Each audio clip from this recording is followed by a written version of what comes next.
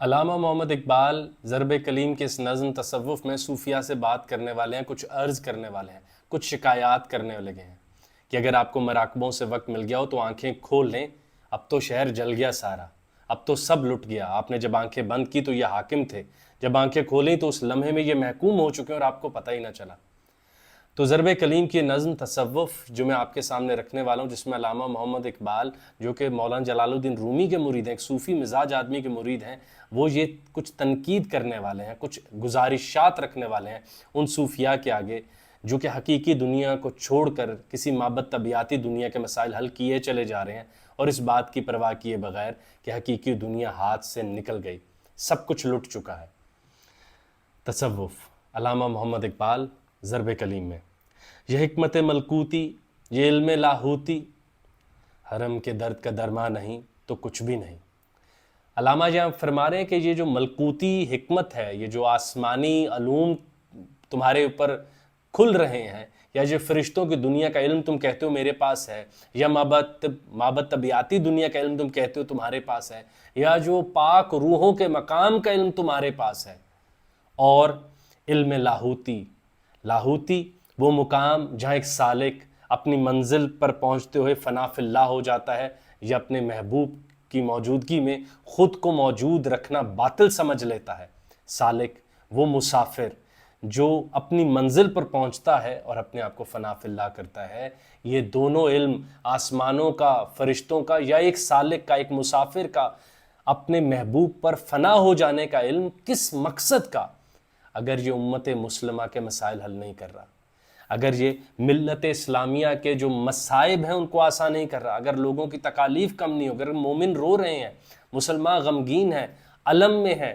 ان کی آہیں اب سننے والا کوئی نہیں، تو مجھے بتائیں کہ وہ فرشتوں کی دنیا، وہ عرش سے ملکوتی، وہ عرش سے نیچے اور زمین سے اوپر کے جو درمیان کا علم،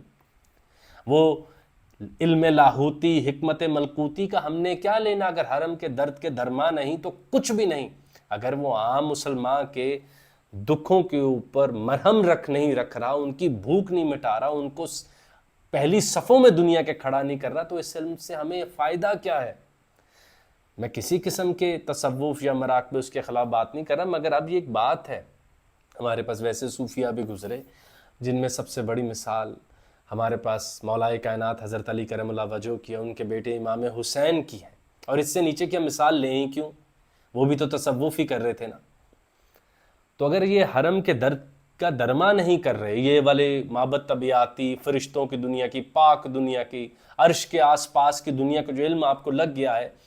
اور وہ سالک جو بالکل اپنی دنیا چھوڑ کے، اس کے دل میں دنیا کا کوئی عشق نہیں ہے اور اللہ پر فنا ہونا چاہ رہا ہے، لیکن اس کا یہ سب کچھ بھی امت کے، ملت اسلامیہ کے، collective body of mankind کے اگر کام نہیں آ رہا، تو پھر کیا فائدہ؟ یہ ذکر نیم شبی، یہ مراقبے، یہ سرور تیری خودی کے نگہباں نہیں تو کچھ بھی نہیں۔ یہ جو تم آدھی رات کو ذکر کرتے ہو، اور وہ جو ہر بات پر مراقبے میں جا کے اپنے سٹریس کو دور کرتے ہو، اپنی انگزائٹی کو، یا خدا سے جڑنے کے لیے اپنے من میں ڈوبتے ہو، اگر یہ تمہاری خودی کے نگہباں نہیں بن پا رہے تو کیا فائدہ؟ یعنی اگر یہ جب آنکھیں بند کرتے ہو رات کو ذکر کرتے ہو، آنکھیں بند کر کے اللہ کو یاد کرتے ہو، دن کو اٹھتے ہو اور ایک ظالم سے بھی ڈرے رہتے ہو، کسی مظلوم کے سر پہ ہاتھ رکھنے کے لائق نہیں ہو، ظلم کو دیکھ کے راہ بدل کے گزر جاتے ہو، تمہاری خودی کے اگر یہ نگہباں نہیں بن رہی، یہ اذکار، یہ مراقبے، یہ عبادات کس کام کے؟ اگر عبادت تم میں قوت لا نہیں پیدا کر رہی کہ تم نہیں مانو گے، میں نہیں مانوں گا کسی غلط خدا کو، کسی غلط بات کو، کسی ظالم کو، کسی جابر کو، اور میں چھپوں گا نہیں، میں کسی کو ڈھونڈوں گا نہیں کہ میں کسی کو بلا کر لاتا ہوں پھر وہ تمہیں بتائے گا۔ یہ ذکر نیم شبی، یہ مراقبے، یہ سرور، یہ تمہیں تو لذت دیتے ہوں گے، تمہیں تو تسکین دیتے ہوں گے، تمہیں تو شاید شفا بھی ملتی ہو، لیکن اگر یہ خودی کے نگہباں نہیں کہ جب سماج میں تمہاری ضرورت پڑے اور تم تب بھی ڈرپوک و بزدل ہو، تم غلط کو غلط اور صحیح کو صحیح کہتے ہو، 10 دفعہ منہ میں سوچتے ہو، تو پھر کیا فائدہ اس سب کا؟ یہ عقل جو میں و پرویں کا کھیلتی ہے شکار، شریک شورش پنا نہیں تو کچھ بھی نہیں۔ اب آپ دیکھیں یہاں اقبال کہہ رہے ہیں کہ وہ عقل جو آسمانوں کا سفر کر رہی ہے، زمین پر قناعت نہ کر کے آسمانوں پر جا رہی ہے، ستاروں کو پر کمن ڈال رہی ہے، ستاروں کو محکوم کر رہی ہے، ان پر اپنے پاؤں جما رہی ہے، ان کے راز کھول کھول کے دنیا کے آگے رکھ رہی ہے، بہت ہی خوب بات۔ مگر اگر یہ میرے دل میں کے جذبات کو نہیں بڑھا رہی، میرے دل کے اندر کے خیالات کی رازداں نہیں بن رہی، میرے جذبوں کو نئی ہمت نہیں دے رہی، تو اس عقل کا کیا لینا دینا جو ہر شے کو تو جانتی ہو اور خود کو نہ جانتی ہو؟ یہ تو وہی عقل ہو گئی کہ یہ آگ بن گئی ہے، حالانکہ یہ نور بھی بن سکتی تھی، یہ نار بن گئی۔ ہاں یہ چاہتی تو آگ سے بھی تو روشنی ہوتی ہے، تو بلڈنگ کو آگ لگا دیا کریں نا رات کو۔ وہ عقل مندی نہیں ہے۔ تو وہ اقبال یہ کہہ رہے ہیں کہ اگر یہ عشق کے پوشیدہ ولولوں کو نہیں بڑھا سک رہی، اگر یہ عشق کا اضافہ نہیں کر سک رہی، دل کو بےتاب نہیں کر سک رہی، دل کی دوست نہیں بن سک رہی، اور باہر کی دنیا کو حل کیے چلے جا رہی اور انسان کو بےتاب چھوڑ دیتی ہے، اس کے دل کے احوال میں یا در کھٹکھٹا کے نہیں پوچھتی محبوب مل گیا؟ محبوب کے گھر جانے تک بتاؤ میری خدمات کیا درکار ہیں، بتاؤ پیشن آف لائف دریافت کر لیا؟ اور وہ پیشن سب سے زیادہ عقل کو خود بھی چاہیے۔ احمد جاوید صاحب فرماتے ہیں عقل انہی باتوں پر زیادہ توجہ دیتی ہے جو دل کو قابل قبول ہو۔ تو وہ عقل جو پورے آسمانوں پر کے نام تو رکھ لے، ستاروں کے نام رکھ لے، ان کی انرجی سب دریافت کر لے، ان کی انگریڈینٹس کیا ہیں، وہ کن چیزوں سے مل کے بنتے ہیں، سب دریافت کر لے، مگر اگر وہ دل کی رازداں نہیں بن رہی، اس کے جذبات کو نہیں بڑھا رہی، اس کے لیے کیا کہیں گے، اس کے لیے نئی منزل نہیں ڈھونڈ رہی، تو اس عقل سے ہم نے کیا لینا جو دل کے ساتھ بیٹھنے کو تیار نہ ہو؟ اس عقل کا کیا لینا جو سب کو جانتی ہو اپنے محبوب کے علاوہ؟ اس عقل کا کیا یاد کرنا جس نے ہر شے کا نام رکھا اس کا کوئی محبوب نہ ہو؟ محبوب یعنی وہ جذبہ جو زندگی کی طرف مائل کرتا رہے، وہ جذبہ جو ہمیں دوڑاتا رہے کہ ہم نے صبح اٹھنا ہی کیوں ہے، بدلنا ہی کیوں ہے، اور ایک نئی تفکر درکار ہی کیوں ہے۔ تو یہ بہت خوبصورت بات ہے علامہ کی کہ عقل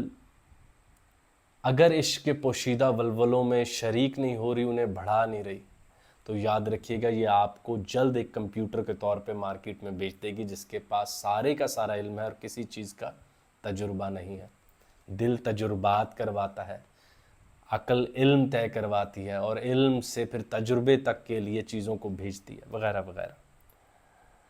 خیرت نے کہہ بھی دیا لا الہ تو کیا حاصل، دل و نگاہ مسلمان نہیں تو کچھ بھی نہیں۔ یہ جو حافظے میں کندہ کر رکھا ہے لا الہ الا اللہ محمد رسول اللہ، کسی ایئرپورٹ پہ روکو تو جلدی سے بول دیا جی یس آئی ایم اے مسلم، لا الہ الا اللہ محمد رسول اللہ۔ بھائی یہ تو خیرت نے بولا ہے، ذہن و عقل میں محفوظ جگہ سے نکال کے وقتاً فوقتاً کہیں ضرورت ہوتی ہے تو بول دیتے ہو۔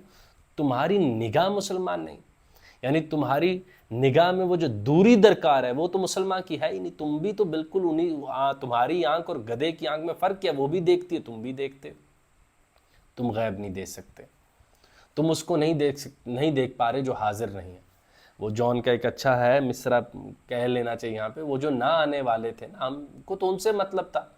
موجود سے کیا مطلب، اس کو تو سب ہی جانتے ہیں۔ کیا تمہارا غیب تمہارے حاضر سے زیادہ ہے؟ کیا حاضر کی تمہاری کائنات اپنا اگلا معنی غیب سے موصول کرتی ہے؟ اور کیا تمہارا دل وہ حرارت رکھتا ہے جو اسلام کو یا کلمے کو درکار ہے کہ جہاں ضرورت پڑی تو پھر کمپرومائز نہ کر لینا، وہاں پر یہ نہ کہنا، وہ مصلحت نہ کر لینا، وہ جو حبیب جالب صاحب نے فرمایا تھا، وہ جو سائے میں ہر مصلحت کے پلے، تو جی زبان سے تو میں کہتا ہوں میں مومن ہوں، لیکن جو قربانی درکار ہے وہ نہیں دے سکتا، وہ معذرت۔ تو کسی بھی چیز کو ذہن میں محفوظ کرنا میرے ذاتی خیال میں سب سے آسان کام ہے۔ آپ پڑھیں وہ ذہن میں چلی جائے گی، 10 دفعہ پڑھیں محفوظ ہو جائے گی، پھر ذہن اسے لکھ بھی لیتا ہے۔ مگر جیسے بہادری، جیسے بزدلی سے دوری، جیسے ریزسٹنس، جیسے ظالم کے خلاف بول اٹھنا، یہ سب ہمارے ذہنوں میں محفوظ ہے، مگر کیا ہمارے دل یا ہمارے جسم ان باتوں کو کرنے پر مائل ہو جائیں گے؟ یہ بہت اہم سوال ہے۔ آخری شعر اقبال فرماتے ہیں عجب نہیں کہ پریشاں ہے گفتگو میری، فروغ صبح پریشان نہیں تو کچھ بھی نہیں۔ کہ لوگ کہیں گے کہ اقبال کی باتیں انتشار پھیلا رہی ہیں، اقبال، یا پہلے میں ایک معنوں اور میں کہہ لوں کہ اقبال کی باتیں بکھری بکھری ہیں، انسٹرکچرڈ ہیں، ان کی باتوں کی سمجھ نہیں آتی۔ تو یاد رکھنا یہ ڈائیورسٹی ہے جو میں کریٹ کرنے کی کوشش کر رہا ہوں، کیونکہ صبح کی جو نور ہے، جو کرنیں ہیں، وہ بھی بکھری ہوئی آتی ہیں تو اندھیرا دور ہوتا ہے۔ وہ ایک مخصوص انداز میں آئیں اور چلی جائیں تو اندھیرا دور نہ ہو پائے۔ تو یہ جو صبح کے وقت بکھرا ہوا نور آتا ہے تبھی وہ اس جہالت کو، اس اندھیرے کو دور کر پاتا ہے. وہی بکھری ہوئی باتیں، وہی انتشاری باتیں آج میرے پاس ہیں. تو یہ اقبال کی بات کا پہلا معنی ہے کہ ہمیں اسپیشلائزیشن سے ہاتھ چھڑا کر مختلف علوم سیکھنے اور ان کی مدد سے نئے نئے بے ربط منظر پیدا کرنے، اور یہ جو ہماری عقل کو لینئر اور اسٹرکچرل نالج کی عادت ہوگی کہ ہر بات کو سلائیڈز اور چیپٹرز کی طرح طے کرے. کائنات ان چیزوں سے بالکل آزاد باہر پوری کی پوری موجود ہے، سامنے درخت بھی ہے، پانی بھی ہے، پھل بھی ہے، اور چرند پرند بھی ہیں، کچھ ذاتی پریشانی بھی ہے، دوست بھی ہیں، سماج بھی ہے، نفسیات بھی ہے. تو ان سب کے علوم چاہیے تبھی تو یہ حل ہوگی. تو اقبال فرما رہے ہیں کہ خیر عجب نہیں کہ پریشاں ہے گفتگو میری. تمہیں لگتا ہے میری گفتگو میں ربط نہیں ہے، انتشار ہے، اسٹرکچرل نہیں ہے، لیکن اگر تم غور کرو اس بات کو سمجھو کہ فروغ صبح پریشان نہیں تو کچھ بھی نہیں. لیکن یہ جو صبح کا نور ہے، صبح کی روشنی ہے، صبح کی کرنیں ہیں، اگر یہ بھی ایک مخصوص انداز میں چلتی ہوئیں اور ٹکرا کے واپس چلے جائیں تو تم مجھے بتاؤ کہ کیا اندھیرا دور ہو پائے گا؟ تو وہی بکھرا پن ان کو درکار ہوتا ہے جو میری باتوں میں ہے. اس وقت جس طرح کا اندھیرا موجود ہے، اندھیرے میں کئی رنگ آ گئے، اندھیرے میں کئی طرح کی ڈیپتھ آ گئی ہیں. بلکہ وہ کتاب میر داد میں وہ میخائیل نعیمی نے کہا ہے نا کہ اندھیرے کی بھی قسمیں ہیں، کہ مینڈک کا اندھیرا، کنویں کا اندھیرا، اور آدم کی رات کا اندھیرا اور آسماں کے اندھیرے میں بہت فرق ہوتا ہے. ان سب کو دور کرنے کے لیے، طرح طرح کی جہالتیں، طرح طرح کے اندھیروں کو دور کرنے کے لیے اب ہمیں ایسی باتیں چاہیے جو بے ربط ہوں، بکھری ہوئی ہوں، کہ وہ ون ونڈو کی طرح ساری طرح کے اندھیروں کو ایک ہی دفعہ میں مائل کر لیں، یا ان کو اس بات پر مائل کر لیں کہ وہی اندھیرا خوشی خوشی اپنے اندر سے دیے نکال کے نور بن جائے. اور ہمیں معلوم ہی نہ ہو کہ اندھیرے کے پاس اپنے دیے بھی تھے، مگر اس کو کسی نے کہا ہی نہیں تھا کہ نکالو. تو یہ بہت ہی خوبصورت بات علامہ محمد اقبال نے صوفیہ کے آگے عرض میں رکھی ہے کہ ہر وقت آسمانی اور فرشتوں کی باتیں، یا وہ سالک اس منزل پر پہنچ گیا، آج میں اس منزل پر پہنچ گیا، اگر یہ ملت اسلامی اور امت مسلمہ اور مسلمان بہن بھائیوں کے کام نہیں آ رہا تو کس کام. اور پھر اقبال آگے فرماتی ہیں، یہ ذکر نیم شبی، یہ مراقبے، یہ سرور تیری خودی کے نگہباں نہیں تو کچھ بھی نہیں. اور یہ مراقبے اور تسبیحات اگر تیری خودی کے محافظ نہیں بن رہے تو کیا؟ اور تیری عقل جو آسمانوں کا سفر کر رہی اور ستاروں پر حکومت کر رہی، ستاروں پہ کمن ڈال بیٹھی، اگر وہ دل کے ان احساسات میں اس کی دوست، محبوب اور رازداں بن کے ساتھ شامل نہیں اور اس کے ولولوں میں شریک نہیں، اس عقل کا کیا لینا دینا. یہ بہت خوبصورت بات اقبال نے ان کے آگے رکھی ہے، صوفیہ کے آگے، کہ اب صوفیہ سے ہی تو درکار ہے، کیونکہ انہوں نے اپنا تزکیہ نفس ایسا کیا ہوتا ہے کہ ان کو کوئی لالچ، دولت، کوئی حسن ورغلا نہیں سکتا. تو ان پر یہ لازم ہوتا ہے کہ وہ آگے بڑھیں اور سچ اور حق کا دیا دونوں ہاتھوں میں پکڑ کر باہر آئیں، لوگوں کو تیار کریں. انہیں گلٹ آئے کہ تم پڑھتے نہیں، انہیں گلٹ آئے تم ایجادات نہیں کر رہے، اور ان کو عبادات سے ایک نئی دنیا میں لے کے جائیں جہاں پر عبادات تو ہو رہی ہوں، ساتھ ساتھ تخلیقات بھی ہو رہی ہوں، اذکار ہو رہے ہوں، تو ساتھ ساتھ سماجی یا مادی دنیا کی تبدیلی بھی وہی لے کے آ رہے ہوں. انہی کے اذکار پر زیادہ یقین کیا جاتا ہے. تو احمد جاوید صاحب کی وہ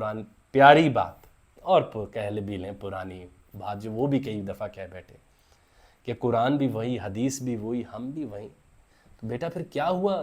دین اتنا پیچھے کیوں رہ گیا؟ ہمارا مذہب، ہم اتنے irrelevant کیوں ہو گئے؟ ہمارا وہ قابل اعتبار آدمی کھو گیا ہے جس کی ہر اس بات پر بھی یقین لانے کو دل چاہے جس کا تجربہ میں نے نہ لیا ہو. وہ صوفیاء ہیں. مگر اب ڈر آتا ہے کہ اب صوفیاء آپ خوف کھا جاتے ہیں کہ اس کو شرک نہ کہوں تو کیا کہوں. تو یہ فکر کی بات ہے نا کہ صوفیاء سے ہی تو امید تھی، کیونکہ انہوں نے تزکیہ کر کے اپنے دلوں کو اللہ اتنا صاف کیا ہوتا ہے کہ وہاں صرف اب اللہ ہی ٹھہر سکتا ہے. لیکن اگر وہ بھی بکنے لگ جائیں، وہ بھی مصلحتوں میں پڑ جائیں تو کیا فائدہ؟